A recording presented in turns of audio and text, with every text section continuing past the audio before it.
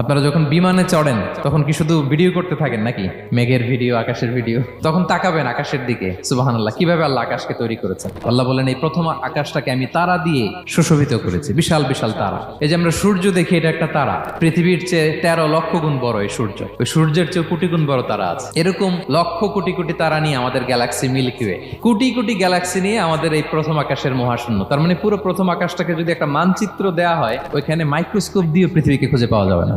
বিষ্ণু ইসলাম বলেন, দ্বিতীয় আকাশের তুলনায় প্রথম আকাশটা কত ছোট শোনো। সাহারা মরুভূমির মধ্যে যদি তোমার হাতের আংটি ছুঁড়ে ফেলে দাও, পুরো মরুভূমির তুলনায় তোমার হাতের আংটি যত ছোট, আল্লাহর দ্বিতীয় আসমানের তুলনায় প্রথম আসমানটা ঠিক তত ছোট। আবার তৃতীয় আসমানের তুলনায় দ্বিতীয় আসমানটা ঠিক ওই রকম। এইভাবে 7 আসমান, এরপরে আল্লাহর কুরসি, যেখানে আল্লাহ তার কুদরতি পা রাখেন। তো 7 আসমানটা যত বড়, পুরো সাহারা মরুভূমির মধ্যে আংটি ফেলে দিলে মরুভূমির তুলনায় আংটি যত ছোট, আল্লাহর কুরসির তুলনায় পুরো 7 আসমানটা ঠিক তত ছোট।